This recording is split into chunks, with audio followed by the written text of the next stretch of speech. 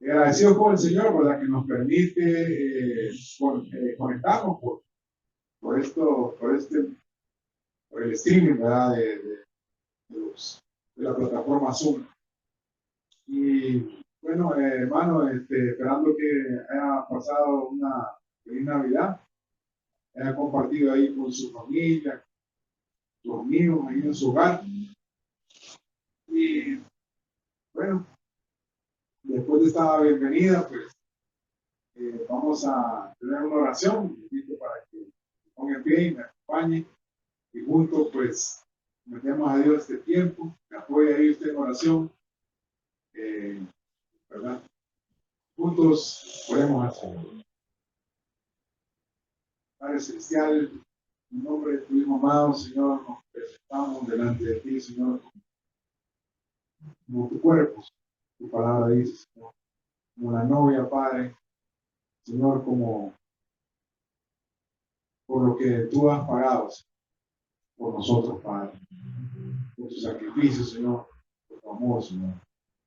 Padre, agradecidos estamos por estar aquí, Señor, en tu casa. Venimos a servir, Señor, nos acercamos, Padre, a honrar tu nombre, Señor, con nuestros cantos, con los signos, Señor, que se preparan, las voces, Padre. También nuestros hermanos que traen enseñanzas con la palabra. Señor, pues, que tu Espíritu Santo, Señor, sea el que nutra, Señor, nuestra mente, nuestro corazón. Abra nuestros oídos y nuestros ojos, Señor, para ver y escuchar, Padre, para que el siervo que trae la palabra también, Señor, que reciba y podamos nosotros ser ministrados de ellos. Asimismo, con los hermanos que mirarán, Señor, este video, o si algún hermano o alguna persona coge este video por medio de la plataforma de YouTube, Señor, sea edificada y escuche tu palabra, Señor, y sea, Padre, de bendición, de salvación, Señor, a cualquiera. En el nombre de Jesús damos gracias. Amén. Pueden tomar asiento, hermanos, y voy a leerles ahí en Primera de Juan, capítulo 5, del versículo 16 en adelante. Dice así la palabra. Si alguno viene a su hermano cometer pecado que no sea de muerte, le dirá, Dios le dará vida. Esto es para que los que cometen pecado que no sea de muerte, esto es para los que cometen pecado que no sea de muerte. Hay pecado de muerte, por el cual yo no digo que se pida. Toda injusticia es pecado, pero hay pecado no de muerte. Sabemos que todo aquel que ha nacido de Dios no practica el pecado, pues aquel que fue engendrado por Dios le guarda, y el maligno no le toca. Sabemos que somos de Dios y el mundo entero está bajo el maligno.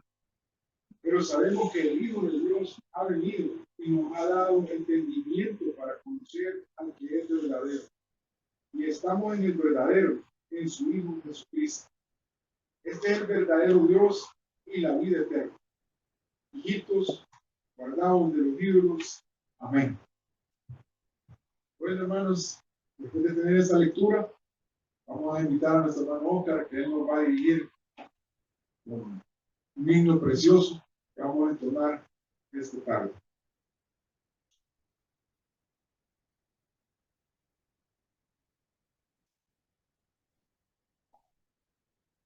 Buenas noches, hermanos. Siempre es un privilegio venir a cantar aquí al Señor.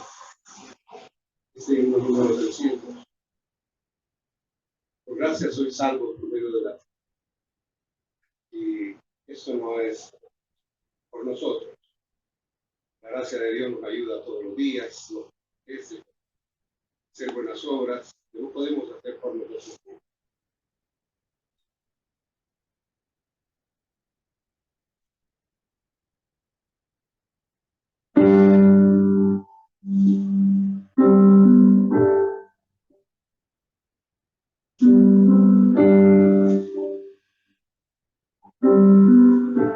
El himno número 300.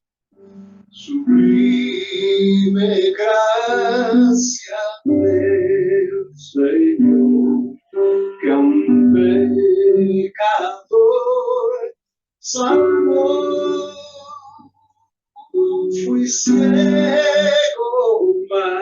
Hoy vengo yo, perdido y daño. Su gracia me enseñó a tener mis dudas ahuyentó. Oh, cuán precioso fue a mi ser cuando Él me transformó. El peligro me rescató, mi Salvador vivió. Hoy puedo ver la salvación, cuán grande Dios, sublime amor.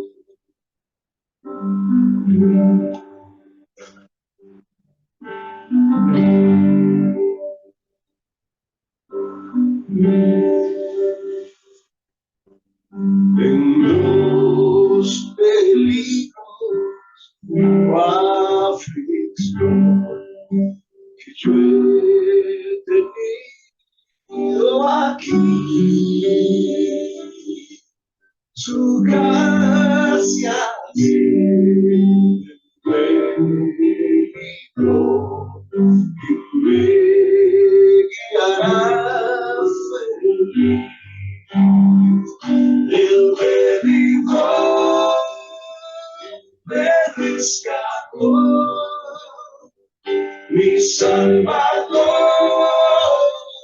por mí murió. Hoy puedo ver la salvación, cuán grande Dios, sublime amor. El médico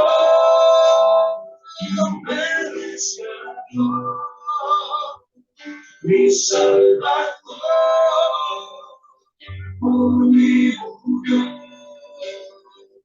Hoy puedo ver la salvación, más grande Dios, sublime amor.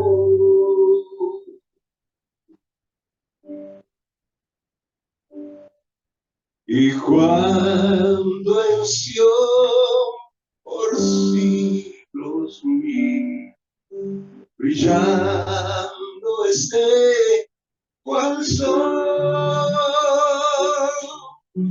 yo cantaré por siempre allí su amor que me salvó, su amor que me salvó.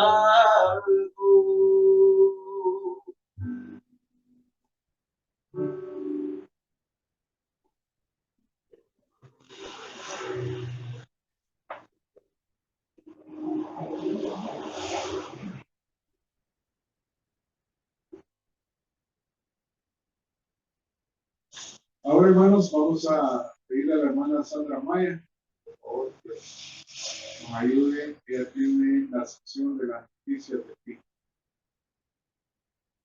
Hermanos, Señor bendiga. Les voy a leer dos noticias del PIN. La primera tiene relación con el tren interoceánico de México. Rutas, horarios, precios. Lo han venido soñando desde hace siglos autoridades, reyes, políticos y gobernantes. Desde que se llevó a cabo la invasión española, Carlos V le pidió a Hernán Cortés que buscara un paso que uniera a los dos. Esto es lo que dijo el presidente de México, Andrés Manuel López Obrador, sobre uno de los planes prioritarios de su gobierno: crear en el corredor interoceánico del Istmo de Tehuantepec una plataforma logística para interconectar a través de 1.600 kilómetros de vías férreas un conjunto con el el Sistema Carretero Nacional, los puertos de Salina Cruz, Oaxaca, Coatzacoalcos, Veracruz, el puerto de Chiapas y Dos Bocas en Tabasco, facilitando con ello el comercio regional y mundial con acceso a Estados Unidos, Centro y Sudamérica, señaló. Un proyecto por el cual México, según otro obrador, no busca competir con Panamá y su canal, sino que tiene en cuenta que esta vía interoceánica no es nación centroamericana y la línea Z del tren de pasajeros será administrada por la Secretaría de Marina de México y tiene una extensión de 227 kilómetros y dará servicio de ida y vuelta a la ruta de Coatzacoalcos, Veracruz y a Salina Cruz en Oaxaca. En total recorrerá estaciones Coatzacoalcos, Medias Aguas, Tonalli, Ogoñe, Matías Romero, Chivela, Ixtepec, Salina Cruz, en un tiempo estimado de 7 horas. Se tiene previsto un solo viaje por día, saliendo a las 7 de la mañana, un horario y frecuencia que se irá modificando en dependencia de la demanda. Podría ampliarse por la incorporación de los vagones. Existen 3 categorías: turista, ejecutivo y esencial. Las tarifas en su trayecto más largo, es decir, de Coatzacoalcos o Salina Cruz y viceversa, en clase turista equivalen a unos $27, 36 para la clase ejecutiva y 92 para la credencial. Se tienen contemplados descuentos especiales de 25% para una temporada vacacional y en los servicios de clase ejecutiva turística, limitando a 15%. También habrá en la categoría un descuento para las personas con discapacidad y para adultos mayores que presenten credencial del Instituto Nacional de Personas Adultas. La segunda noticia tiene que ver con la Fuerza Aérea de Estados Unidos, y esta va a recuperar el aeródromo del Pacífico desde el que lanzó bombarderos atómicos para contrarrestar a China. La Fuerza Aérea de Estados Unidos planea volver a poner en servicio el aeródromo en la isla del Pacífico que lanzó los bombarderos atómicos sobre Japón durante la Segunda Guerra Mundial, en su intento por ampliar sus opciones de bases en caso de hostilidades con China, dijo el más alto oficial del servicio del Pacífico. El general Kenneth Wilbur, comandante de las Fuerzas Aéreas del Pacífico, declaró a Nikkei Asia en una entrevista publicada esta semana que el aeródromo norte de la isla de Xinjiang se convertirá en una instalación extensa una vez finalizados los trabajos para recuperarla de la base, que las últimas unidades de la Fuerza Aérea de Estados Unidos la abandonaron en 1976. Si prestan atención, en los próximos meses verán que es significativo especialmente en Xinjiang Norte. La Fuerza Aérea también está añadiendo instalaciones en el Aeropuerto Internacional de Xinjiang, en el centro de la isla. Las Fuerzas Aéreas del Pacífico confirmaron a CNN los comentarios de Wilbur, pero dijeron que no había ningún comunicado oficial al respecto. Xinjiang forma parte de la comunidad de las Islas Marianas del Norte, al oeste de Hawái y el Pacífico. Solo tiene unas de 100 kilómetros cuadrados. Según un informe de no precisó cuándo estará operativo el aeródromo. Gracias.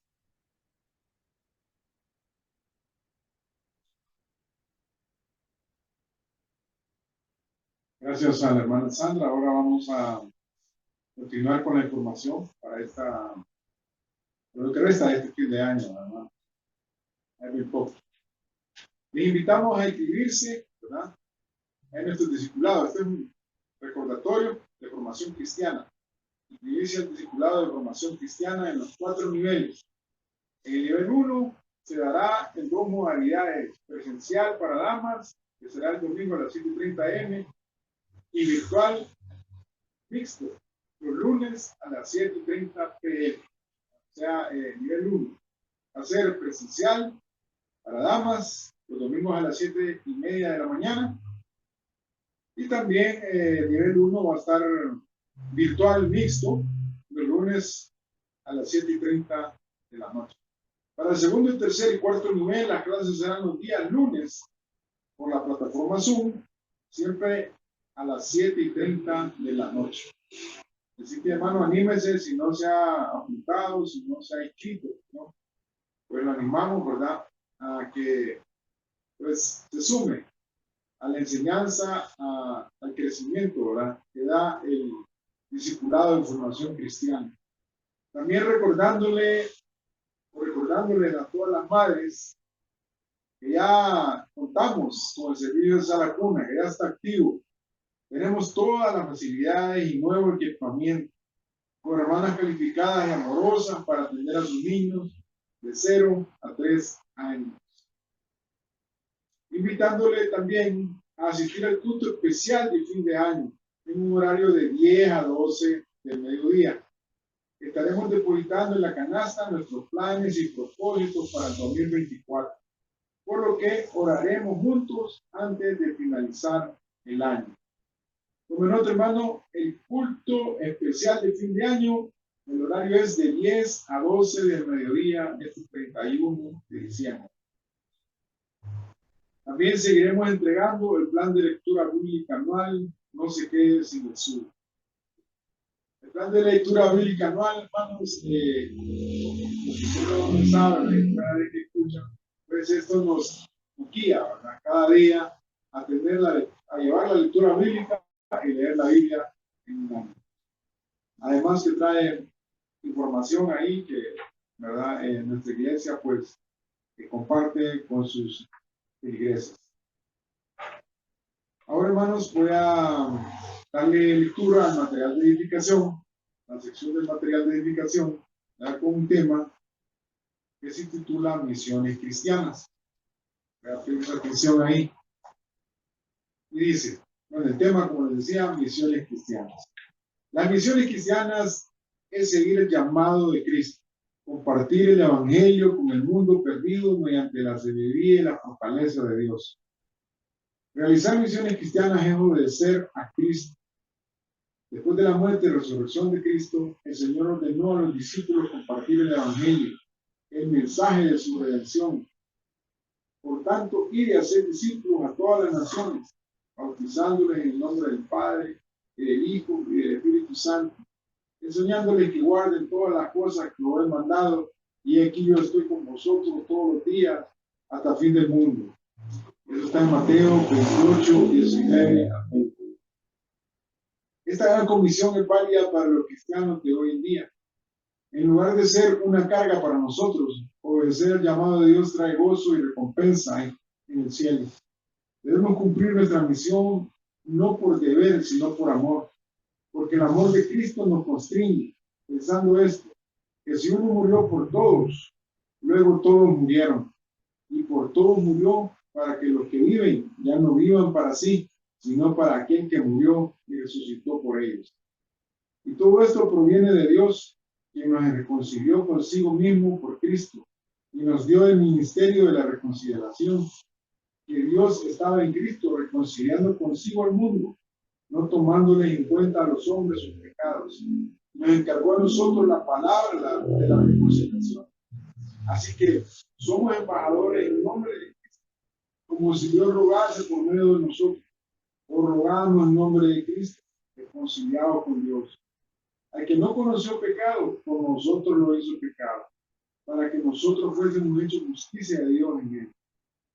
Segunda de Corintios, capítulo 5, versículos del 14 al 21.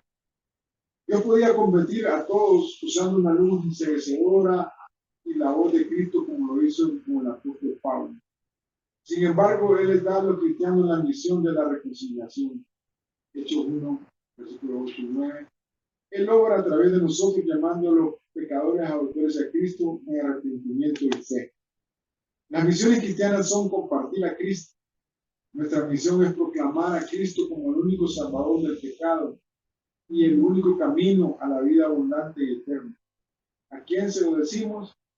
Jesús le dijo a los cristianos que llegarán a todas las naciones, que llegaran a todas las naciones. Mateo 28, 19. Jesús nos envía a todos los grupos de personas, a todas las culturas étnicas que no tienen un testimonio del Evangelio. Sin embargo, las misiones cristianas no se limitan al ministerio internacional, aunque los creyentes deben apoyar fielmente a los que van a los no alcanzados en tierra extranjera. Todos los cristianos tienen la misión de compartir a Cristo en casa, con la familia, los amigos, los compañeros de trabajo y la comunidad. La misión cristiana de compartir a Cristo no termina con la salvación. La misión era hacer discípulos, no creyentes en cruz. Por lo tanto, las misiones cristianas implican no solo la evangelización, sino también el discipulado. Este es el material de edificación, hermanos, en el tema de la misión cristiana. Ahora, hermanos, voy a pedirle que se pongan en pie. Vamos a dar gracias por la ofrenda de esta tarde, ¿verdad? Antes de recibir a nuestro hermano Augusto de Esteban con la enseñanza, allí le voy a pedir que me acompañen a eso. Padre, en el nombre de Jesucristo, ahora, Señor, venimos a agradecer por la provisión que hemos tenido hasta aquí, Señor, porque tú nos provees, Señor, de trabajo, nos provees del alimento diario, Señor, y de todo lo que necesitamos, Señor, para continuar día a día, Padre. Señor, tu promesa está ahí para nosotros, que tú tienes cuidado de nosotros. Padre, que en ti, Señor, estamos seguros, Padre, y no necesitamos nada más. Tú eres nuestro proveedor, Señor, y queremos, Padre, proclamarlos. Damos las gracias y, Señor, permite, Señor, que personas, Padre, que tienen necesidad, Señor, de empleo, oh Dios, que tú proveas, Señor, Padre, a estos hermanos. Damos gracias en el nombre de Jesucristo. Amén.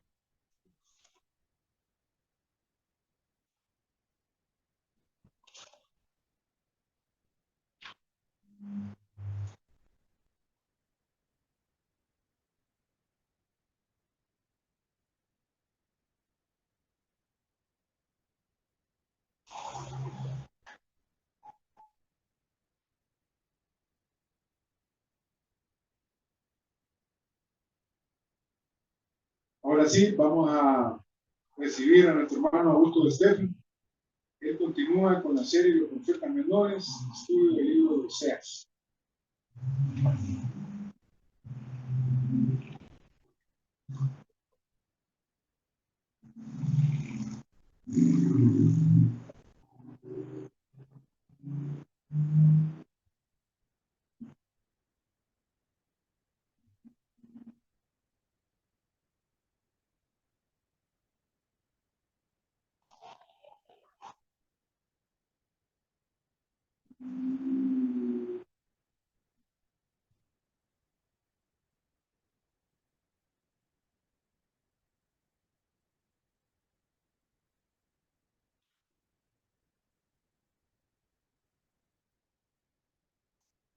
Hola, hermanos, ¿cómo están todos? ¿Todo bien?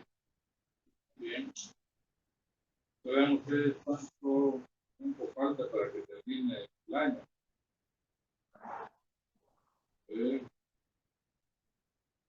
Acá, 3 días, 5 horas, 26 minutos y 7 segundos. Eso es lo que falta. El año 2023 se termina. ¿Y cómo se llama? Y a ver qué nos depara el 2024. Siempre, no sé si ustedes lo han notado, pero entre enero y marzo suceden cosas grandes en el mundo que definen lo que va a ser el año en sí. Yo me acuerdo de varios acontecimientos y siempre sucedieron entre enero y marzo, que se llamó la primavera árabe. Me acuerdo, las naciones árabes empezaron a rebelar, principalmente por aquellos opresores. Lo mismo pasó con el tsunami en el Japón. ¿Verdad? Fue hacia a mediados de marzo. Lo mismo pasó con el tsunami en Indonesia también, se acuerdan que murieron como 200.000 personas. Siempre hay algo en el mundo que pasa entre esa fecha. A veces define el año. Inclusive la guerra Ucrania también, Europa del Este, fue en esa época, de enero y marzo. Y a ver, ¿verdad? Que irá a ocurrir también, ¿verdad? De enero y marzo de este año. Siempre hay acontecimientos en el campo natural, social, económico, político. Y esos definen lo que va a pasar en el año y definen muchas cosas también en el futuro. Nosotros estamos, hermanos, estudiando este libro de Oseas referente a Israel. Yo escuché un mensaje hace poco y es muy cierto. ¿Cómo se llama? El único libro que nos habla acerca del futuro de una nación, ¿verdad? Es la Biblia. Pero la Biblia es el libro que nos habla acerca del futuro de Israel. Y un futuro bien claro. ¿Qué va a pasar con la nación? ¿Qué va a pasar en el futuro? Y lo que hemos estado viendo nosotros precisamente también han sido cosas que pasaron en aquel tiempo que vio el profeta Oseas, pero también hemos visto cosas que van a ocurrir en el futuro, ¿verdad? Y es por eso, porque Israel es la única nación, ¿verdad?, que está indicado cuál es su futuro, cuál es el futuro que va a tener. Obviamente va a ser lo puedo decir así, ¿verdad?, un buen futuro. O sea, lo mejor está por venir. Es cierto, eso es muy cierto, ¿verdad? No a la manera que lo dicen los patriarcas, los profetas, actuales. Siempre hay un sentido positivo, bueno, lo que viene o lo por venir es lo mejor. Cuando sabemos que las cosas en el mundo se están empeorando, ¿sí? Y cada vez van peor, definitivamente. Pero son cosas que realmente, como dicen, un dicho popular, ¿verdad?, no nos mueven el suelo a nosotros, porque estamos bien cimentados en la roca que es Cristo. O sea, por más que ocurran cosas negativas, tanto en nuestro país como en el resto del mundo, bueno, nosotros seguimos adelante, porque estamos cimentados en Cristo, que es nuestro fundamento, o como diríamos mis términos profesionales, nuestra cimentación, en la cual todo se sustenta. Así que tengamos presente eso, hermanos. A nosotros nos espera lo mejor, porque viene Cristo por su iglesia. El Señor lo dijo, ¿verdad? Bien, el Señor lo dijo: no se turbe vuestro corazón y tenga miedo. Incluso cuando Él habla en Mateo capítulo 24, dice, y habla de guerras, rumores de guerras, pestes y todo, dice, es necesario que todo esto acontezca. Pero dice, aún no es el fin. O sea, el fin va a ser mucho peor. O sea, ni siquiera comparado a lo que estamos viendo nosotros hoy en día. Claro está, ¿verdad? Si, como les digo yo, si yo estuviera en el año 1976 y hubiera un túnel del tiempo, yo me pueda, ¿se acuerdan de la película El túnel del tiempo? Yo pueda introducirme. Bueno, algunos no vieron la serie, no habían. Entonces, ahí nos introducimos, ¿verdad? Y venimos al 2023. Yo creo que si yo hubiera en ese túnel del tiempo, vengo a esta fecha, yo diría que estoy en la gran tribulación, ¿verdad? Porque han pasado tantas cosas, ¿verdad? Guerras, pestes, ¿verdad? Estuvimos casi un año encerrados. Así de sencillo. Entonces, estuviéramos en eso, pensaríamos, no, esta es la tribulación. Este es el periodo de los 7 años.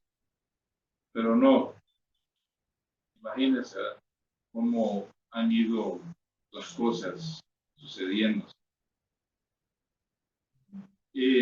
Es cierto que definitivamente lo que la generación que nació en los 70, en los 80, en los 90, pues no conoció las cosas que nosotros vivimos, ¿verdad? Cómo era el país en los, bueno, yo en los 50 no, pero en los 60, cómo eran los 60, cómo eran los 70. Miren, es como que hubiera dos mundos. Yo sí lo siento, como que estoy en otro mundo. No es que, claro, me quedé en aquel tiempo, ¿verdad? Pero hago las comparaciones. Ustedes sabían de que, veamos así la farmacia. ¿Recuerdan ustedes que habían unos cartelitos, unos libritos que entregaban cuáles eran las farmacias de turno? Entonces uno podía ir a cualquier hora. A las 12 de la noche, a las 1 de la mañana, vamos a la farmacia de turno. Era una medida para que ustedes vieran que la delincuencia no era un problema. Ahí encontraba uno en la farmacia de turno. Bueno, antes de convertirme a Cristo, bueno, yo iba los sábados con los amigos, y ahí ya nos encontrábamos, ¿cómo se llama? Cerca del cementerio. Hermanos que tengan más de 60 años. Había una señora que vendía baleadas, no como ahora que proliferan, pero era la señora y nos encontrábamos compañeros de varias instituciones. Imagínense, ahí cerquita del cementerio, no sé cómo le llaman, barrio El Centavo. Pero pretender adentrarse ahí, hermanos, hoy, ¿verdad? ¿Quién sabe si sale con la cabeza entera? Yo tenía un amigo también, ¿verdad? Que dice, sí, una muchacha, ¿verdad? Me gustó y quiero visitarle. ¿Y dónde vive? Bueno, vive en los barrios, ¿sabes? Ah, pues, dale, son dos mundos diferentes. Tienes que ir bien equipado, con un chaleco antibalas, tenés que ir con un carro blindado, tenés que ir con un casco y tenés que ir con todo. Eso es verdad, te lo digo así para que vean cómo eran las cosas distintas. Y la verdad que uno se cuidaba más de la policía en aquel tiempo. Pero como dice el Señor, ¿verdad? Nunca hay que decir, ¿verdad? Que los tiempos pasados fueron mejores que estos tiempos. Nunca. Y obviamente, como dice el libro de Eclesiastés, ¿verdad? Que el pasado viene del nuevo futuro.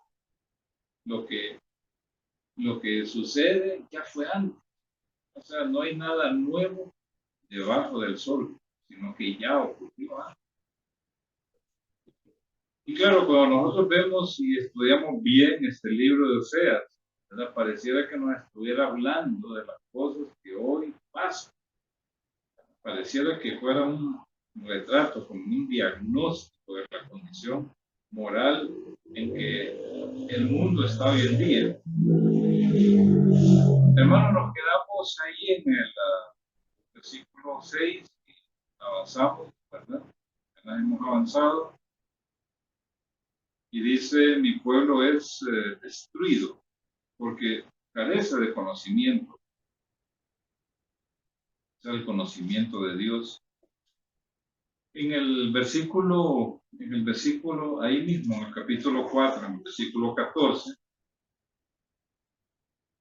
en la última parte del versículo 14 dice, por tanto, dice, el pueblo sin entendimiento se arruina.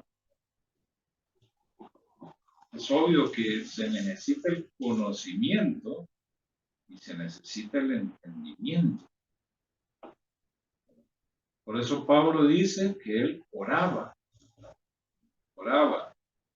para que el Señor abriera los ojos del entendimiento, ¿verdad? Que el Señor, como dicen, iluminara para que entendieran la esperanza a la cual hemos sido llamados. Entonces, claro, un pueblo sin entendimiento, sin conocimiento, es destruido, se arruina, se corrompe, es destruido. Entonces, por eso es que la nación fue el Israel del reino del norte, que estaba formado por las 10 tribus, tenía ese problema. Era el pueblo escogido de Dios, pero no conocía a Dios. Y eso es pareciera algo lógico. Es como decir, ¿verdad?, que un ingeniero, ¿verdad?, hace planos de ingeniería sin ser ingeniero. O una persona sin ser ingeniero hace planos de ingeniería. Sí, más o menos es lo mismo, ¿verdad? Entonces, vimos ahí entonces que el problema en sí no es que no tenía acceso al conocimiento, ¿verdad? Porque en el original el conocimiento lleva artículo, ¿verdad? El. Lo que significa, hermano, cuando ustedes vean algo que tiene artículo, es que tiene existencia, es que existe, ¿verdad? Y ese conocimiento, claro, existía, el conocimiento de Dios, de muchas maneras. Entonces dice, el problema entonces no estaba en que no había conocimiento. El problema es que habían rechazado el conocimiento, ¿verdad? Lo habían rechazado. Sí, estaba el conocimiento, quiero saber nada de Dios. Igualito a lo que pasa ahora en Europa. Y el problema de Europa, hermano, no es de religión. El problema es que no quieren saber de Dios. Ese es el problema. Están rechazando todo lo que es de Dios. No. Nosotros podemos arreglar perfectamente los problemas. No necesitamos de Dios, ¿verdad? Definitivamente. Entonces, los problemas los podemos solucionar nosotros. Y obviamente que no han podido solucionar los problemas. No han podido dar una receta para solucionar los problemas. Los problemas siguen y cada vez se hacen más grandes. Y cada vez vienen gobiernos más extremos, casi rayando el fascismo. Gobiernos casi de ultraderecha. Así como la época de cómo se llama, de Mussolini y de Hitler. Era una extrema derecha. Entonces, ese es el problema, porque han rechazado, ¿verdad?, el conocimiento, y ahí lo tienen. Ahora bien, ahí tenemos en el versículo 6 tenemos los juicios bien definidos. O sea que había una retribución de parte del Padre. Tú rechazaste el conocimiento, dice. Yo te echaré también del sacerdocio. Ustedes saben que Israel fue llamada por Dios, fue escogida precisamente para ser un reino de sacerdotes. Era un reino para representar a los hombres delante de Dios. Un sacerdote era una persona que impartía, que daba, enseñaba la ley, que presentaba ofrendas y sacrificios por el pecado, que presentaba ofrendas y sacrificios de paz. Ese era un sacerdote representado. O sea, él es uno encargado de llevar las ofrendas al tabernáculo de reunión, o sea, representando a los hombres delante. Dios había llamado a Israel para eso, pero precisamente para que fuera luz en el mundo, en un mundo que también estaba inmerso en la idolatría y en una serie, claro, de perversidades que son descritas en el libro de Levítico, donde el Señor les dice que no practicaran las cosas de las naciones a las cuales ellos van a echar. Entonces, así es. Entonces dice, echaré el sacerdocio, o sea, que Israel iba a perder ese privilegio que Dios le había dado de ser un pueblo o un reino de sacerdotes. Y eso, hermanos, ha ocurrido hasta el día de hoy. Israel no aporta conocimiento de Dios. Siguen solamente, no creen en Jesucristo. No lo aceptan el Mesías, sino que lo rechazan y siguen esperando el Mesías. Es cierto que ellos son muy estudiosos de la Torah y de todos los libros del Nuevo Testamento, pero no es suficiente porque no tienen lo principal, a Jesucristo. No tienen a Jesucristo. Y obviamente se van a perder, porque Dios no tiene otra manera de salvar al hombre, pecador. Tiene que creer en Cristo. Y ninguno de ellos, hermanos, que se mueran en incredulidad, va a tener justificación.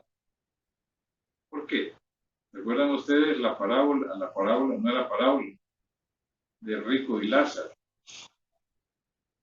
Cuando el rico murió, dice, fue el seno de Abraham. Y el rico estaba en tormento. Lázaro estaba en el seno de Abraham. Había una gran cima. Entonces él le pedía, le suplicaba a Abraham que enviara a alguien para que le fuera a hablar a su familia, para que no vinieran al lugar de tormento. Eso es lo que le suplicaba. Y Abraham le dijo, no, dice, nadie puede ir de aquí a allá, ¿verdad? Nadie puede ir.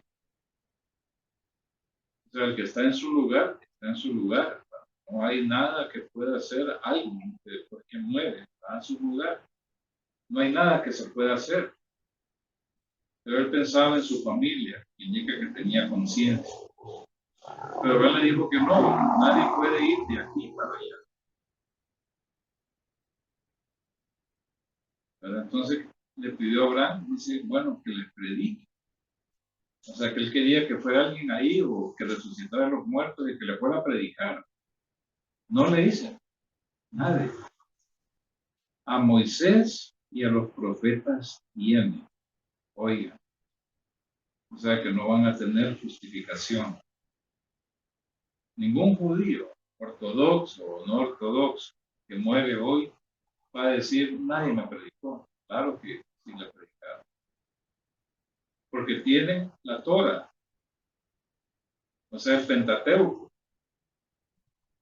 donde se habla de todo, tienen todos los libros, ¿verdad? Los profetas históricos, tienen los profetas, los libros poéticos, los profetas mayores, los profetas menores, que hablan de la otra vida, que hablan acerca de Jesucristo como Mesías. Entonces no tiene justificación. El conocimiento lo tiene. El problema es que han rechazado el conocimiento. Ese es el problema. Y no hay peor cosa, hermanos, que rechazar el conocimiento. Y ya vamos a ver por qué. Entonces dice que yo te echaré del sacerdocio. O sea, Israel definitivamente no iba a ser un reino ya de sacerdote, porque Dios lo iba a echar, le iba a quitar ese privilegio. Aún cuando retornaron ellos de la cautividad, reconstruyeron el templo. ¿Y cómo se llama? Y cuando Jesús vino, estaba básicamente de nuevo el culto. Aún ahí ellos rechazaron al Mesías. Lo rechazaron también. Querían seguir en la misma justicia que es por la ley. Querían seguir en lo mismo. Y por eso mataron al Mesías. Entonces es el primer juicio que Dios le hace. Yo te echaré el sacerdocio. Eso es como la iglesia, hermano. Dios ha dicho a la iglesia, vosotros sois la luz del mundo, sois la sal de la tierra. Si perdemos esas dos capacidades de ser sal y de ser luz, dice, si perdemos esa capacidad de ser sal, dice, si la sal perdiera sus propiedades, ¿verdad? No sirve más para nada, sino que para ser pisoteada por los hombres. Y es que la sal, hermanos, sabían ustedes que se usaba como tapar baches. En aquel entonces tenían ciertas propiedades, pero cuando perdí esas propiedades, ¿verdad? Entonces se usaba para tapar los baches, los huecos. Por eso dice que solo sirve para ser pisoteada. Eso es lo que nos quiere entender ahí.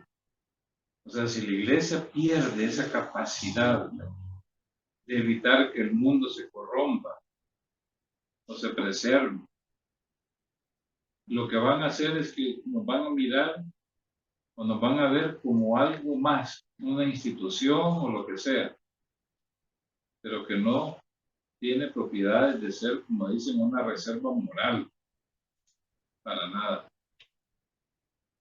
O sea, ahí, ¿cómo se llama? Puede pasarnos eso, así como Israel fue echado al sacerdocio. Pero también dice, porque te has olvidado de la ley de tu Dios. Miren ustedes qué había pasado, ¿verdad? El pueblo de Dios, al cual el Señor, ¿verdad? ¿Cómo se llama? Se había manifestado.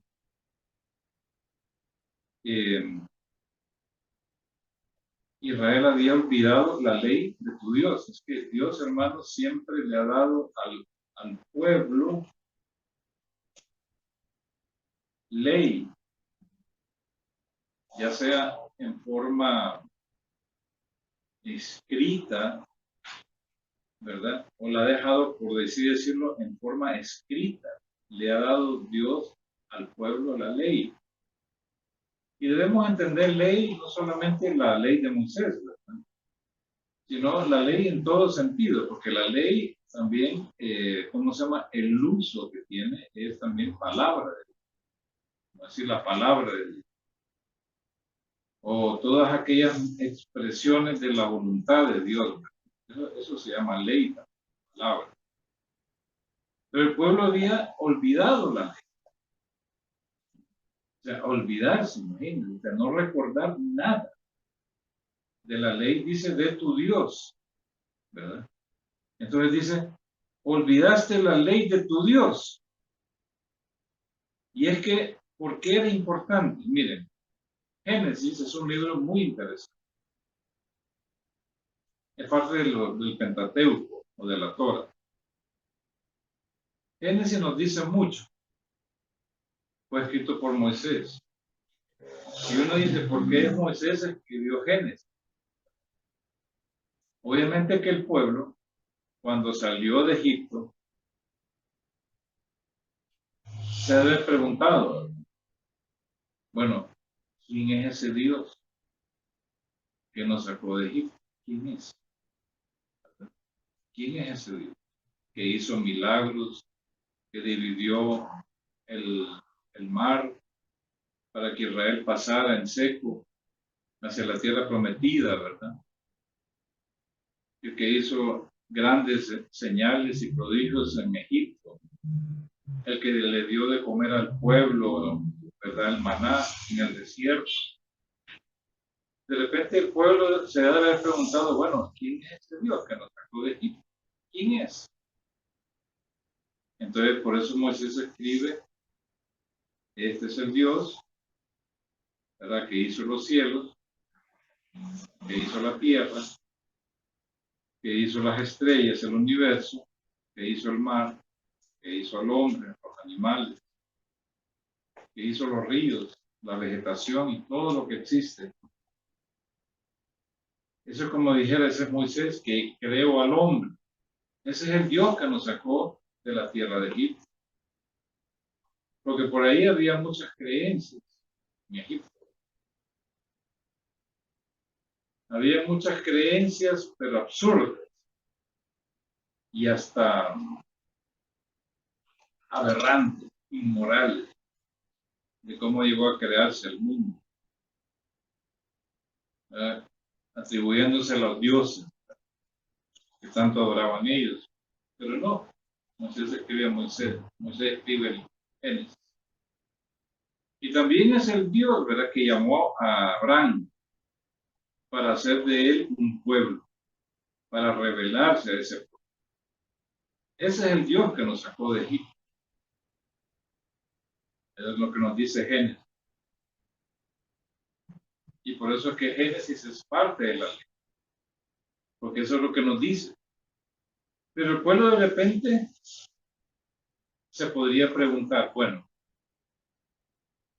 ya sabemos quién es el Dios que nos sacó de la tierra de Egipto. Es el Dios verdadero, el único, porque no hay otro. Entonces la pregunta vendría, bueno, ¿cómo se debe honrar a ese Dios que nos sacó de la tierra de Egipto? ¿Cómo se le debe honrar? Y ahí está el problema, porque no se le puede honrar de la misma manera en que los egipcios honraban a sus múltiples dioses, a Isis, a Osiris, bueno, esos son los más famosos. Y ahí hay muchos otros dioses, no le podía honrar, ¿verdad? Entonces, de repente viene esa pregunta, bueno, ¿cómo debemos honrarlo? Claro, como nadie conocía a ese Dios que hizo los cielos y la tierra, entonces definitivamente debe haber alguna forma de honrar a ese Dios. Pero como nosotros, hermanos, miren, a causa de nuestra naturaleza pecaminosa, no sabemos cómo honrar al Dios que hizo los cielos y la tierra. No sabemos. Entonces Dios tiene que revelarse a Moisés y tiene que explicarle a Moisés con toda claridad cómo se le debe honrar a él. O sea, que Dios mismo le enseña al hombre cómo es que se le debe honrar. Y eso, claro, se reveló de muchas maneras. Lo primero es, bueno, primero hagamos pacto, ¿verdad? Entonces Dios da el decálogo.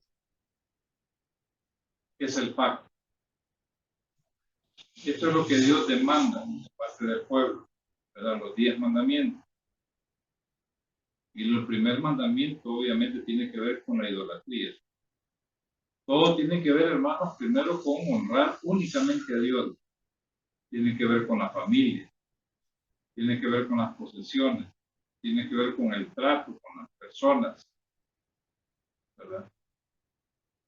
Entonces da el decálogo. Moisés, miren, este es el Dios, esto es lo que demanda Dios. Y este Dios quiere hacer un pacto con ustedes. Entonces el pueblo dijo, bueno, sí, haremos lo que Él nos mande. Haremos lo que Él nos mande. Entonces después, claro, vino la ley, ¿verdad? Pero vinieron también las leyes, estatutos, ordenanzas. Vino ¿cómo se llama? La ley ceremonial. Dios le dijo a Moisés, mira, tienes que hacer ¿cómo se llama? El tabernáculo de reunión. Y es Dios el que le da las medidas, los materiales que tenían que utilizar. Entonces, de esa forma tenían que honrar al Dios verdadero, no de la manera que ellos querían, sino de la manera como Dios quiere, como el hombre no está habituado a tener una relación con Dios y de repente puede creer, no, yo puedo honrar como yo me dé la gana. No, Dios da las pautas. Dios dice cómo se le debe honrar. Él nos dice, no como nosotros querramos. Él lo dice muy claramente. Entonces, por eso entregó la ley. Y esta ley debía ser enseñada a los hijos, ¿verdad? Debía ser una transmisión oral. Esto a los hijos, después a los hijos de los hijos, después a los hijos de los hijos de los hijos. Debía ser transferida a todas las generaciones, ¿verdad? Y el pueblo debía recordar siempre la ley. Sin embargo, llegamos al punto en que el pueblo había olvidado. Entonces, como habían olvidado la ley, pero no sabían cómo honrar. Lo que sí sabían ellos y sabían hacer de maravilla era cómo honrar a los Baales. Eso sí lo sabían. Habían llenado Israel de altares en los lugares altos, bajo todo árbol frondoso, ¿verdad? Para que les diera sombra. Eso sí tenían ellos. Sabían cómo honrar a eso. Pero se habían olvidado de la ley, de su Dios, ¿verdad? Entonces, obviamente, esta cosa, ese olvido de la ley, de cómo debe ser, cómo se llama, honrado el Señor, tenía una retribución. Miren ustedes que es muy seria. Dice, también dice, como te olvidaste de la ley de tu Dios, también me olvidaré de tus hijos. Es muy serio. Ahora, aquí debemos pensar, bueno, los hijos de quién, ¿verdad? No se trata de los hijos del sacerdote, sino de los hijos de Israel. Ya habíamos hablado, hermanos, y enseñado anteriormente el concepto de madre y el concepto de hijo. El concepto de madre, ¿verdad? Es como decir la madre patria. Nosotros lo usamos mucho ese término. No crean ustedes que es un término que no se ha usado antes. El término madre patria. O sea, el lugar donde nacimos, ¿verdad? La nación donde nacimos. ¿Verdad? Entonces se les suele llamar hijos a los ciudadanos de esa nación, de ese estado. Ese es el sentido de los hijos. La madre patria es Israel, era como un rey. Los hijos son los ciudadanos de ese rey. Entonces dice Dios, dice, me olvidaré de tus hijos. ¿Verdad? Pero, ¿qué es lo que dice cuando dice, me olvidaré de tus hijos? Pareciera una contradicción, ¿verdad? Porque también en Isaías dice que, mire, aunque la luna, aunque tu padre y tu madre te dejaron, dice, yo jamás te dejaré. Si yo hice un pacto con el sol y con la luna para que salgan, ¿verdad? Dice, no me olvidaré de tu descendencia. Así lo dice Rey, parecía una contradicción. Entonces, pero aquí dice, me olvidaré de tus hijos.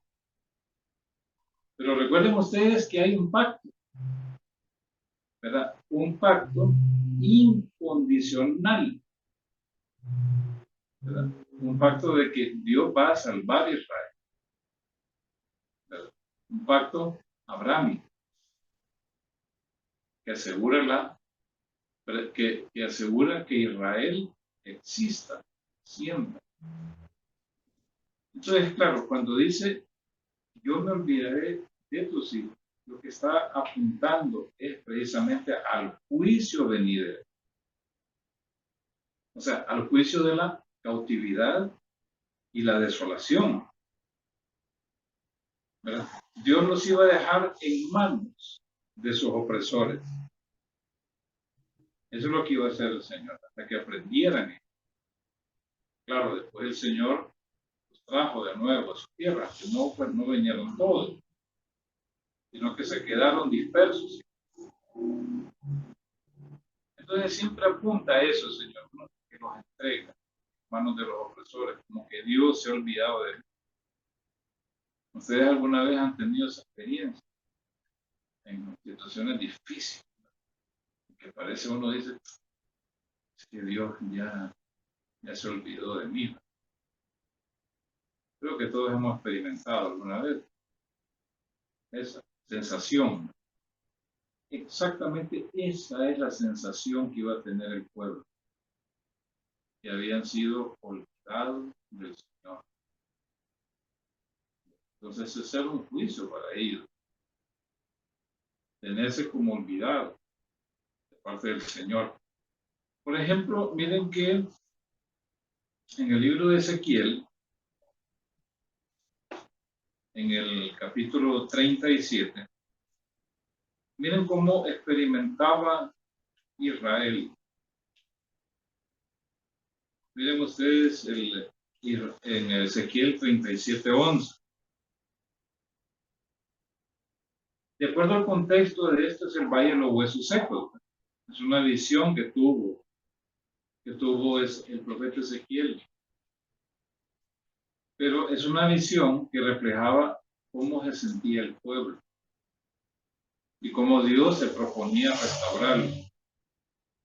Dice, luego me dijo, o hijo de hombre, estos huesos son toda la casa de Israel.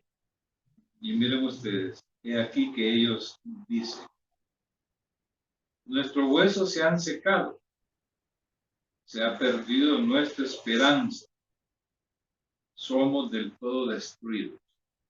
Así se sentían ellos. Ellos se sentían, ¿verdad? Ellos estaban cautivos ahí, de los caldeos, de Babilonia. Y había otros que estaban cautivos de los asirios. Obviamente que el trato no era el mejor que se diga. Entonces se sentían ellos así, ¿verdad? Dicen, toda nuestra esperanza se ha perdido. ¿Verdad? Se ha perdido nuestra esperanza y lo único que nos queda es destruir. Así se sentían, esa es la experiencia que tenían. Pero el Señor les dice, por tanto, profetiza y diles que así ha dicho el Señor Jehová. Y aquí, oh pueblo mío, en primer lugar, miren ustedes, pueblo de mi propiedad. Yo abriré vuestros sepulcros. Os haré subir de vuestros sepulcros y os traeré la tierra de Israel. Y sabréis que soy Jehová cuando yo abra vuestros sepulcros y os haga subir de vuestros sepulcros, oh pueblo mío. Y sigue ahí, ¿verdad? O sea que es la experiencia que tenían ellos en la tierra extraña, lejos de su tierra. Sentían que estaban en un sepulcro, estaban muertos ahí, ya no tenían vida, no tenían esperanza de ninguna especie. Pero el Señor siempre les dice, pueblo mío, o sea, pueblo de mi propiedad. Pero yo abriré vuestros sepulcros, voy a hacer de nuevo a la tierra. Y una vez que estén de nuevo en la tierra, dice, pondré mi espíritu sobre vosotros. Y me conocerán, y sabrán que yo soy yo. O sea que el pueblo va a recuperar su conocimiento, va a saber, ¿verdad?, lo que es conocerlos. Claro está, va a ser un nuevo pacto, ¿no? Porque el nuevo pacto garantiza eso, de que el pueblo va a conocer al Dios, ¿verdad? Y el nuevo pacto ya fue establecido. Ya fue establecido, el Señor lo estableció en la última cena, ¿verdad? Cuando tomó el pan y el vino con sus discípulos. Ahí se estableció el nuevo pacto. Ahí está el nuevo pacto. No es que viene el pacto, no, ya está el nuevo pacto. Lo que pasa es que hay que creer en él, ¿verdad? Para vivir bajo el nuevo pacto, no para vivir en el antiguo. Y ese es el problema que tiene en Israel en aquel tiempo. Quería vivir bajo el antiguo y no quería plegarse al nuevo pacto. O sea, la salvación estaba disponible. Pero claro, solo va a ser eficaz para los que creen. Eso es similar, hermanos, cuando hay cuando el gobierno da una amnistía de que, ¿cómo se llama? De que va a perdonar los impuestos, todos los impuestos pasados. Ahí está la amnistía. Lo que ahora hay que cogerse a ella y nombrarla ahí, ¿verdad? Después de la amnistía, los recargos, multas, intereses, ya no los voy a pagar. Y así está el nuevo pacto. Está disponible, pero va a ser eficaz para los que crean. Para los que crean. Entonces Dios jamás se ha olvidado de Israel. Pero la sensación que Dios tiene, ese es el juicio, pues. Olvidarse de sus hijos. O sea, como le digo, apunta al juicio venidero que iba a venir sobre ellos. Al juicio venidero de la cautividad y la desolación. Entonces, estos dos juicios ya ven ustedes. Y esos dos, hermanos, están hasta el día de hoy. Hasta el día de hoy. Obviamente que Israel no es un pueblo de, ¿cómo se llama?, que ilumina a otros, ¿verdad? O sea, que representa al mundo, ¿no? Son bien ortodoxos, ¿verdad? Son bien ortodoxos ellos. No se mezclan. Y no es eso lo cual Dios los llamó, sino que fueran luz del mundo también. Y ahora estamos, la iglesia, nosotros, como luz, como sacerdotes, orando por las naciones, ¿verdad? Orando por nosotros mismos, levantando ruegos ante el Señor por los demás, por los hombres, para que lleguen al conocimiento de Dios, ¿verdad? Y obviamente, hermanos, no debemos olvidarnos de la palabra de Dios. Debemos leerla y meditarla todos los días. Leerla seriamente. Ya olvidarnos del devocional, ¿verdad? Nosotros cuando éramos niños, Cristo. Sino que ahora debemos dar, ¿verdad? Hacer estudios serios de la Biblia. Miren, ustedes me ven siempre con este librito. No crean que aquí llevo solo los apuntes del estudio de Osea. No, un montón de apuntes, de muchas reflexiones bíblicas, de muchas cosas de la Biblia, entonces voy apuntando lo que el Señor me va enseñando y en algún momento dado lo comparto. No comparto esto. Para eso estamos. O sea, para ya tomar este libro y agarrarlo en serio, estudiarlo en serio y no olvidarnos de él. Bueno, hermanos, vamos a dejarlo aquí todo. Continuamos el próximo jueves. Nos vemos el otro año. Así que tengan todos un feliz año y que el Señor derrame todas aquellas bendiciones con las cuales, miren, nos ha bendecido en los lugares celestiales en Cristo. Él nos ha bendecido. Gracias, hermano.